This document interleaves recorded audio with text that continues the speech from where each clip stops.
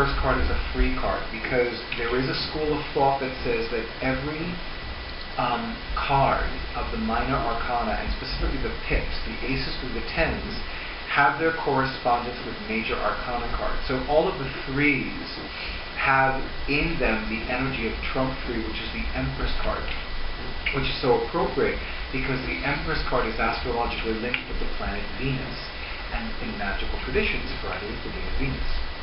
Okay, so the second card represents the South and fire. What is my potential?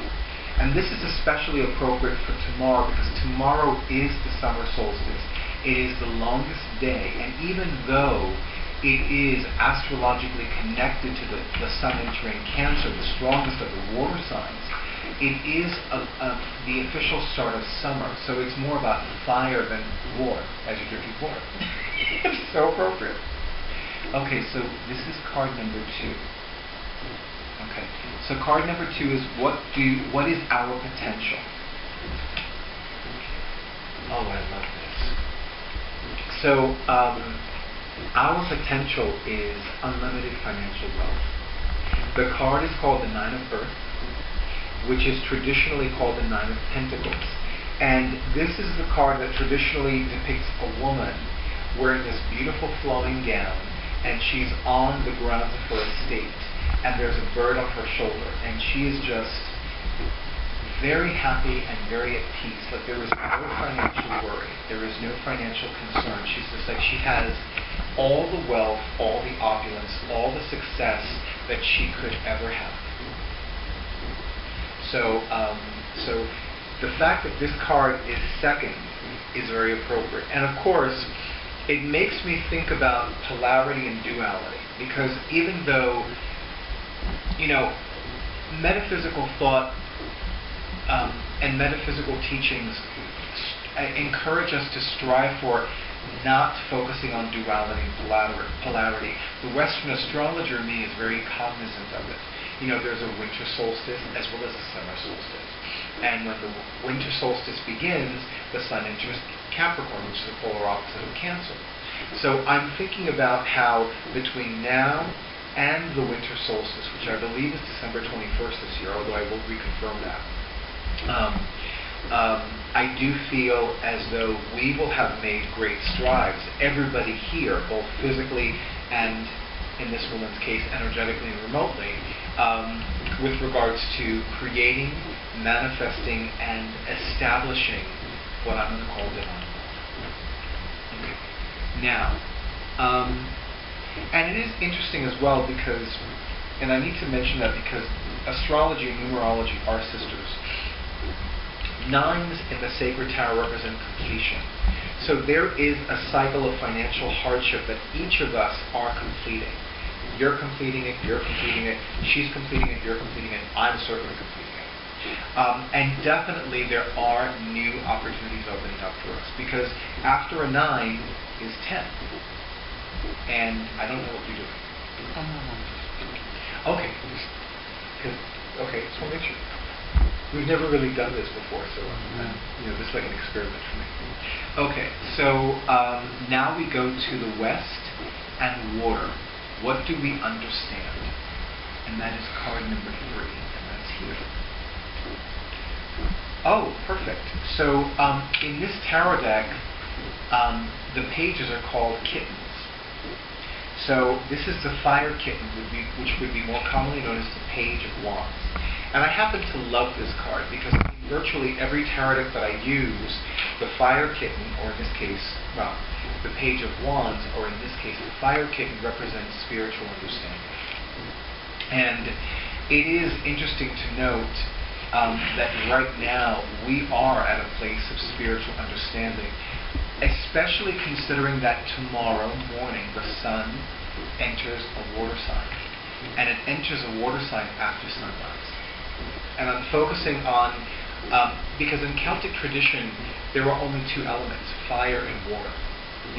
The other elements were acknowledged, but they weren't used ritually. It was only fire and water that were used in ritual.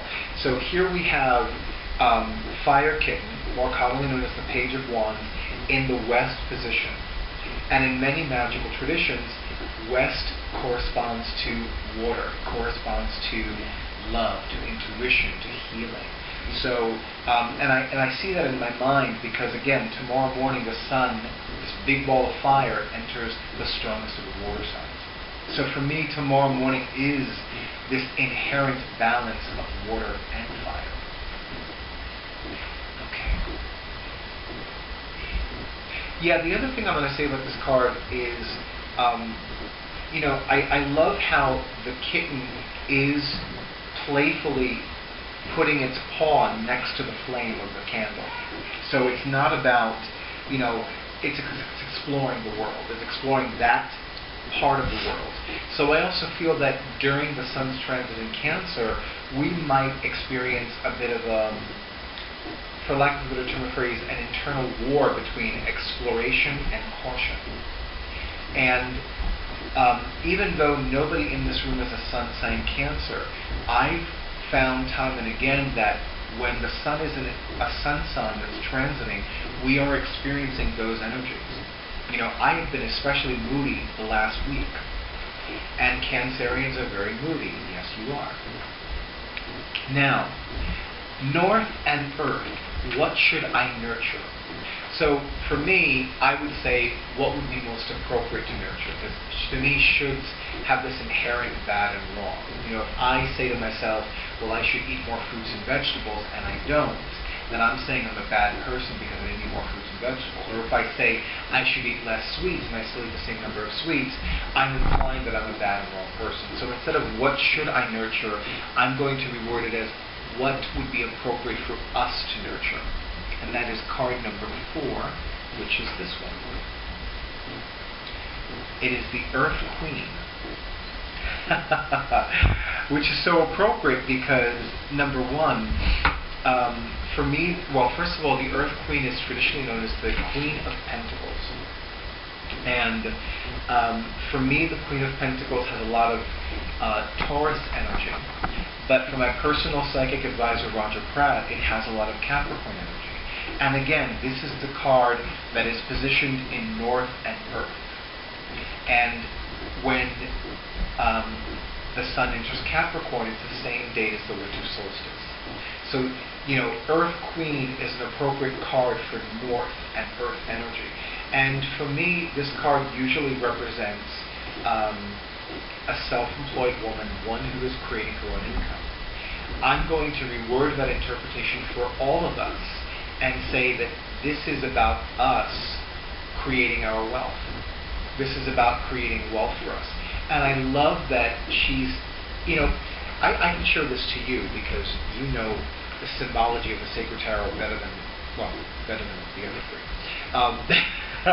But does that not look very Empress-like? It does. And yes. the Queen of Pentacles is the minor arcana counterpart of the Empress. And I meant to actually show the camera and show everybody, but I haven't done that yet, so I'll get to that. In the meantime, so I do feel... I'll take a picture of it and you can put it next to the video. That works.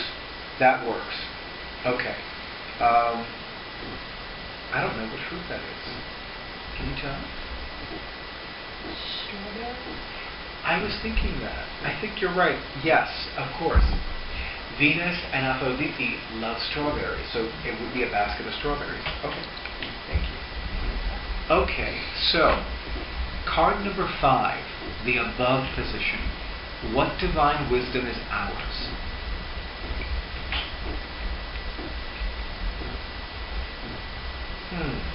That's interesting. So the card is called 8 of C, which is more commonly known as the 8 of Cups. This card for me has a very strong Scorpio vibe. And it is not a coincidence that the sun is in Scorpio between the sun's transit in Cancer, summer solstice, and the sun's transit in Capricorn, the winter solstice. So I feel that especially between October 20th and November 21st, there is going to be a significant call for wisdom for us. And what I'm also getting is that we're going to be delving deeper into our inner wellspring of wisdom during that time. And of course, when the sun is in Scorpio, people usually have an easier time connecting with the spirits of the dead. So I would say, especially between October 20th and November 21st of this year, pay close attention to whatever messages the dead give you. Especially if they have to do with money, wills, estates, treasure, buried or otherwise.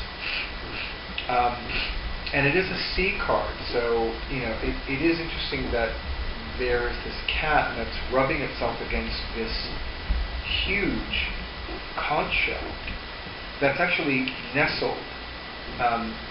It's nestled in like a holder, and it's almost like it's like glued in there, so it doesn't like go out of the holder.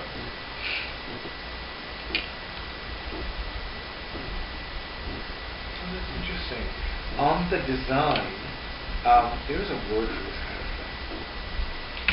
I want to say grotto. It's like it's like, let's say where that music stand is, there was set into the wall something like this. Mm-hmm. You know what I'm saying? Yeah. I know there's a term for it, and I just don't know what it is right now. But it's like it's an inset shrine, and there's a cat. Niche. Thank you. It's a niche. Thank you. So it's a niche.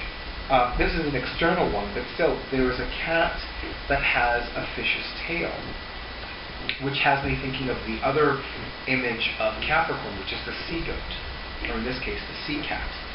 So again, I do feel that between now and the sun's transit in Capricorn, which is usually between December 21st and January 20th, we're going to have some very interesting ideas come to us, especially ideas that bring us wealth, opulence, prosperity, and professional success. The below, what do I inherit? And that is card number 6, which is this one. You've got to be kidding me. Do you want to know something? Okay, so the card is called the Ten of Earth. The traditional name of this card is Ten of Pentacles. And one of the traditional meanings of the Ten of Pentacles is an inheritance or a legacy, usually from a far-off country. So I think it is safe to say that everybody here is going to receive an inheritance. Now, Spirit has never told me the inheritance has to be from blood. So it could be from somebody who thinks you're wonderful and loves and adores you and leaves you a massive estate. I don't mean to smirk, it's just that I'm a huge fan of the Honeymooners, and I still remember that episode with that bird called Fortune. It's not going to be like that. It's going to be a lot more fun as opposed to funny. But it's so, it takes a lot to surprise me. And every once in a while, the Sacred Tarot surprises me. I mean, the card's position reads, what do I inherit? And for the purpose of this event, it's what do we inherit? And the card of an inheritance literally comes out. That's creepy. So we are going to inherit wealth. We are going to inherit wealth. Now, traditionally, pentacles represent years. So our wealth will come to us. Or, no, let me rephrase it. Our inheritance, which could very well add to our already existing wealth, will come to us. Huh?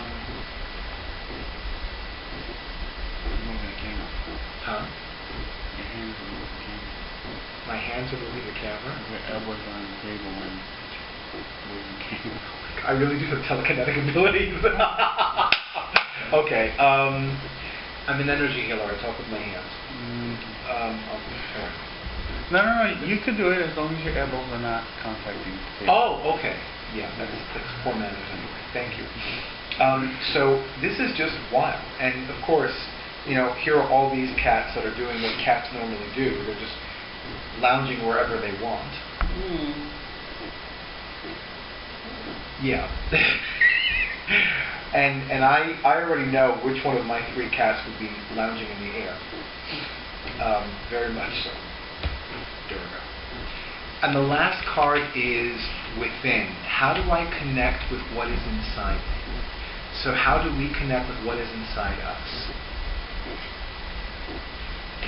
We have the Earth King, which would be commonly known as the Page of Pentacles. So, and this is actually something that actually came to me earlier. Spend time in nature. I feel that this card is telling us to spend more time in nature, going to the beach, going to the parks, going to the forest, going to places where there is a divine abundance of grass, of trees, of rocks, of flowers.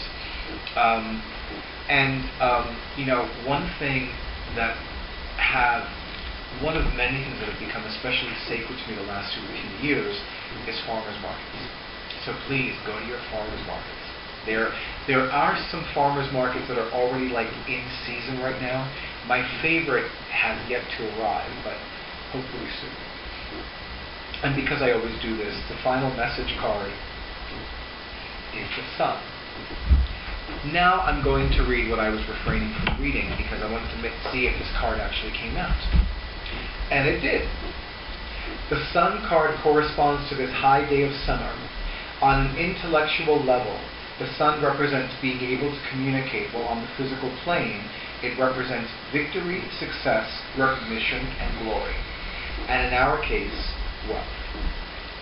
So, not surprisingly, especially since this is a feline-themed tarot deck, the card that is on the sun card is appropriately Sekhmet. Sekhmet is the Egyptian lioness-headed goddess of magic, of prophecy, of carnal lust, of healing, and of the scorching heat of the sun. So this card, as the final message card, is making it very clear to us that it is important for us to acknowledge the other aspects, the other forms, if you will, of prosperity. And this is a perfect segue to talk about that. So this divine prosperity event focuses on the aspects or the forms of prosperity in the forms of money, professional success, wealth, and opulence. But as Louise L. Hay brilliantly said in her Receiving Prosperity lecture, there are different auspices of prosperity. There's love, there's healing, there's health, there's time, there's wisdom, there's joy, which is one of my personal favorite forms of prosperity. So we're going to do a few things, and actually I'm going to ask you to hand me my blessed blue folder. So we're going to do a few things, but first I want to talk a little bit about, I'm going to stay sitting down, okay. So I want to talk a little bit about some of the metaphysical methods that I don't usually talk about that often, because they tend to be a little sensitive to people. But Spirit told me months ago, one of the things I want to talk about tonight, tithing.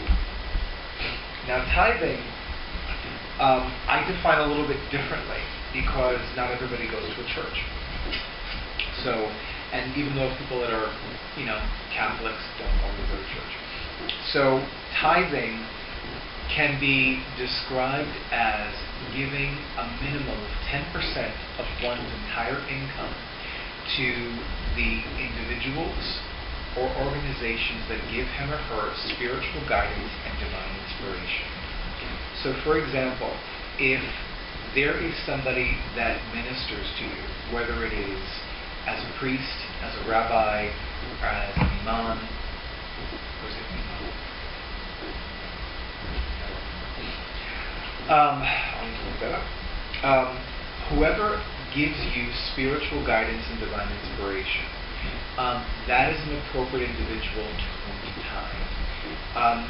The vast majority of the spiritual guidance and divine inspiration I receive from Dr. Catherine Ponder, who is the director of Unity Church Worldwide, headquartered in Palm Desert, California, and also my personal psychic advisor, Roger Pratt. So what I do is I take 20% of all the monies that I receive from all sources, whether it's paychecks, whether it's fees from clients, whether it's fees from readings, whether it's gifts, and I give 10% of that amount to Catherine Ponder, and the other 10% I give to Roger Pratt. And that works for me. And I've noticed how much more money I have and how much more money I receive when I do that. I also notice how much longer my money lasts when I do that. One of the most common misconceptions about tithing is charity donation. A donation to a charitable organization is wonderful, and as somebody that's worked for nonprofit organizations, I would still say that. But when I worked for these nonprofit organizations, I did not receive spiritual guidance and divine inspiration from them. I received training and development, I received paychecks and expansion, but I didn't receive spiritual guidance and divine inspiration. And unfortunately, a lot of nonprofit organizations do cry poverty. So the first nonprofit organization where I worked, I had not yet begun my journey to prosperity consciousness. The one that I worked in after I did, it was interesting because I had been a volunteer there for about 4.5 years. And it was 2 executive directors later until I was offered a position of employment. Who ironically also availed himself of my psychic services, which is interesting. But I digress. So when you tithe, you're looking at giving a minimum of 10% of all that you receive from all sources, whether it's employment, stocks, bonds, interest, any money that you receive from whatever the source, from whatever avenue or channel, not source, whatever avenue or channel, that's where you tithe from. So let's say, for example, someone receives in 1 week $1,000, and that $1,000 is a combination of employment salary, gifts, dividends from stocks and bonds, and interest from checking and savings accounts. So $1,000 is right there.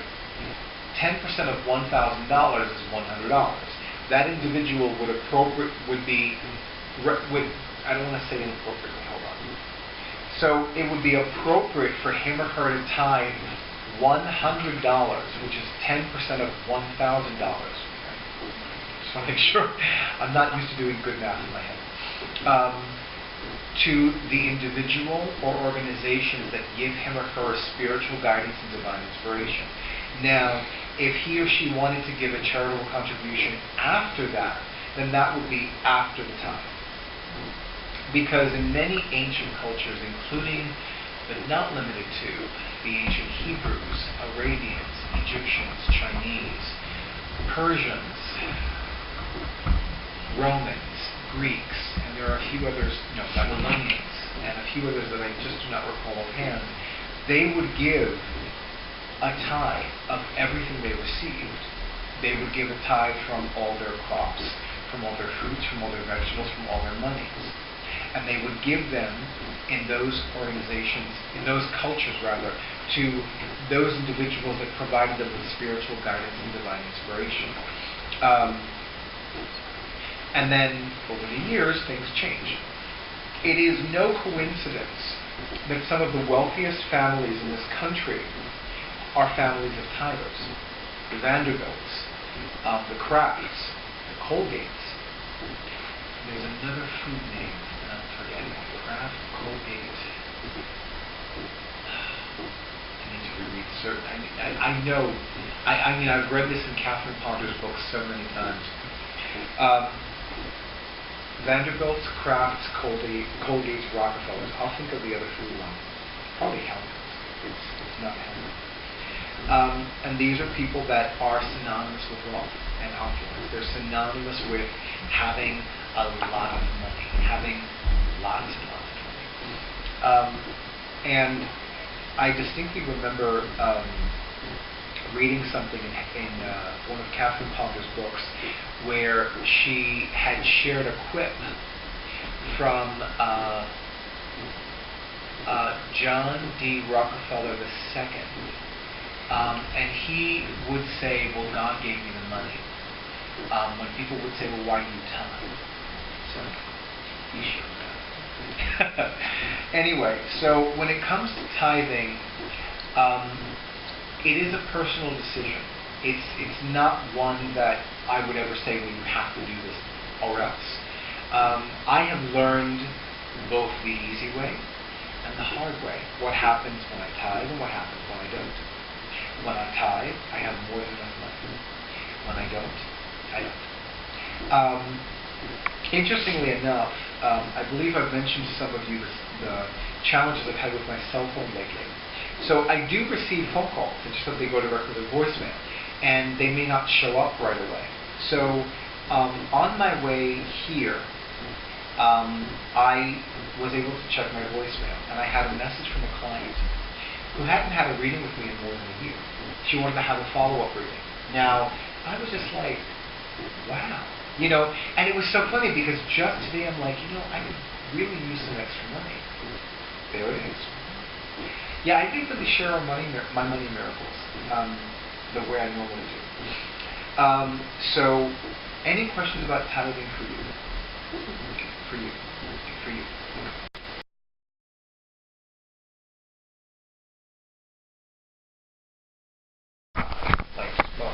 Behind or before the knees. Okay. And completely relax. So, again, I invite you to inhale through your mouths and exhale through your noses. This is a wonderful method of breathing to activate and energize the chakras, what Marjorie Panja calls the goddess gates of your being. So continue to inhale as deeply as possible through your mouths and exhale as deeply as possible through your noses. And continue cleansing your complete being of any stress, any hardship, any worry, any fear, any gunk that you have had today, this week, this month, this year, this life. Let go. And begin to see yourself fully relaxing and fully restoring your body, your complete being actually, to divine wholeness, divine order, and divine life. And this includes your relationships, your finances, your mind, your emotions, your home, your everything.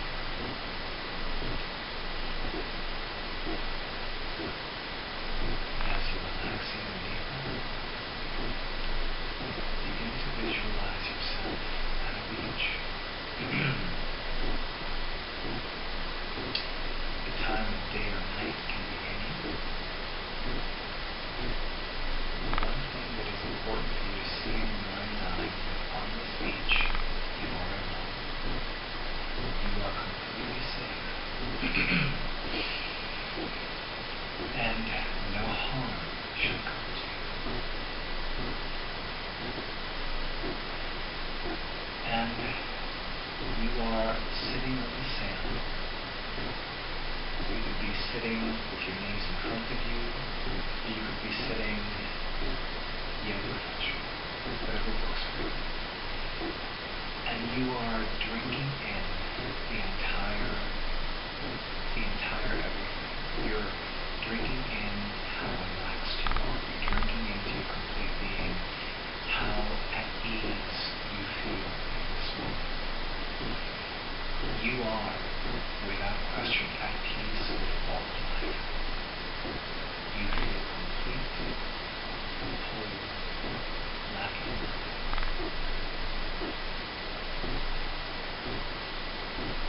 And in front of you,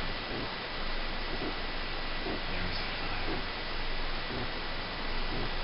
And this fire is a cleansing fire.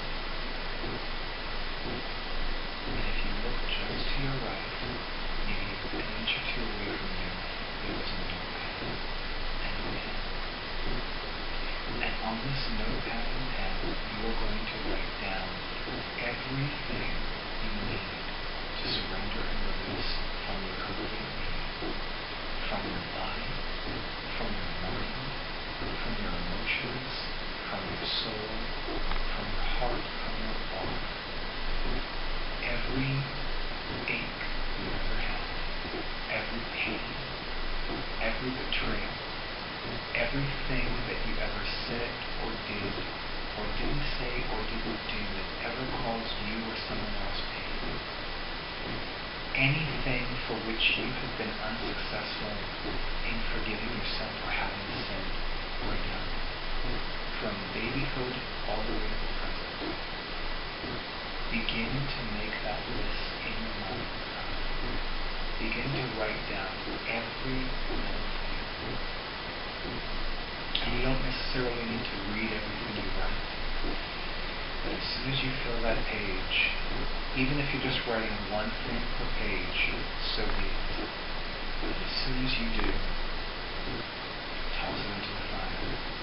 Crumble it up, toss it like a ball into the fire. The fire will catch it. You will not miss your mark. Everything you write down on every piece of paper, that crumpled up piece of paper is going to be magnetized by that great and sacred fire. It shall not be left chance. It shall not go into the ocean. It shall not come back to you.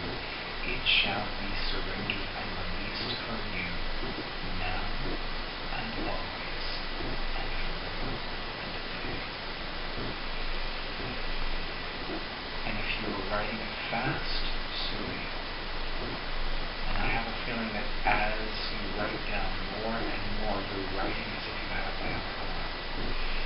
Faster and faster and faster. You're filling up the entire page. And it doesn't matter if you run out of paper, because in this meditation, that pad has an unlimited number of pages. For every page you tear out, more are instantaneously reproduced.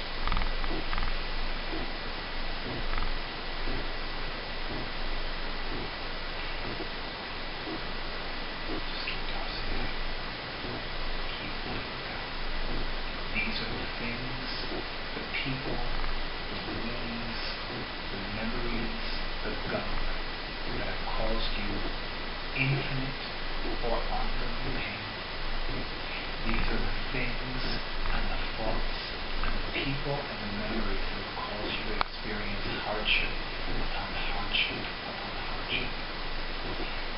Whatever the reasons you may have had for holding on to them, they no longer apply to you. They are no longer valid. They are no longer legitimate. They have served their purpose. They have outlived their usefulness. And now it is time for you to surrender and release them and banish them back to the nothingness from whence they came, now and forevermore. In doing this, you not only bring into your life and into your world a wealth of prosperity and success, you also take the unfolding of the divine plan of your life to a new and unprecedented and much stronger and more powerful level. You allow yourself to transcend the limitations of humanity.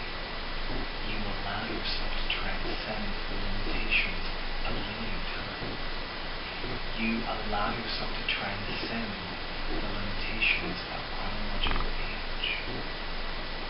As you do this, as you surrender and release all these negative, disempowering thoughts, ideas, lies, beliefs, memories, notions, and gunk, with everything you surrender and release, with everything that you let go,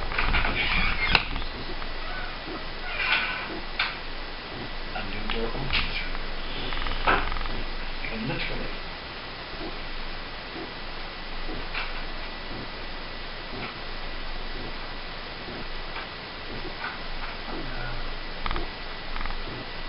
Kind of, yeah.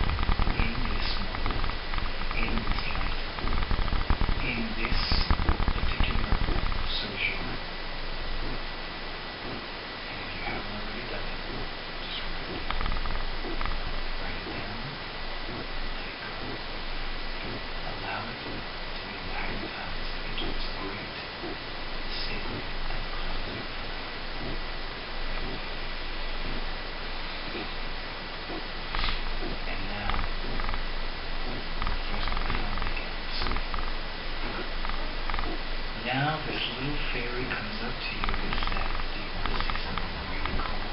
And of course you say yes, because you're like, wow, what a cool fairy. So, the fairy tells you to hold on to your just to hold on. And you hold on. And now, that fire, all those things that you surrendered and released, all the pain, all the hardships, all the memories that have ever caused you to feel like you are less than magnificent and beautiful, they're all being destroyed.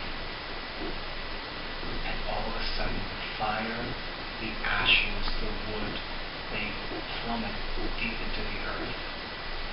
It was like an earthquake. Rumbling and rumbling and rumbling. And you freaked out. But you're alive. And you're here. And you're ever more magnificent. Ever more beautiful. Ever more empowered. The fairy just turns to you and says, wasn't that cool? And you're like, yeah, that was cool. The fairy reminds you, anytime you need to do this, do it. And guess what, ladies and gentlemen? Every time you need to do this, do it. Because this is another metaphysical method, and yet another sacred tool that is always and forever available to you. Always and forever available to you to have peace, health, and plenty. Before you come back, I want to reassure you that taking all of these ills and woes and worries and having them be swallowed up by the earth is one of the best things to do for Gaia, for Gaia, for this energy called earth, for this manifestation called earth. The earth energetically wants us to surrender and release the things that cause us pain, the memories that cause us to feel like we're less than magnificent or beautiful, the things, the notions, the lies, the beliefs, the thoughts that make us think that we're nothing good, that we're not good enough. The earth wants this. The earth needs this. The earth needs this as a way of cleansing itself and cleansing us. So I invite you to always surrender and release anything, any thought, any emotion, any mental or emotional hardship that causes you even ever so slight pain. Give it up to the earth. Allow the earth to completely absorb it and swallow it. Allow the earth to completely take it away from you, so that you may forget you had it. So that you smile even wider. So that we laugh even more heartily. So that we love all the more openly. So that you accept and receive love all the more greatly. So that every desire you have comes to you more quickly, more powerfully, and more peacefully. And with that, take a few more moments to bask in where you are, to bask in this sacred sanctuary on the beach, to bask in the temperature, to bask in the clouds, to bask in the light or the shadow, to bask in the sand, to bask in what you're wearing and what's around you. Just take a few more moments and give great gratitude, profound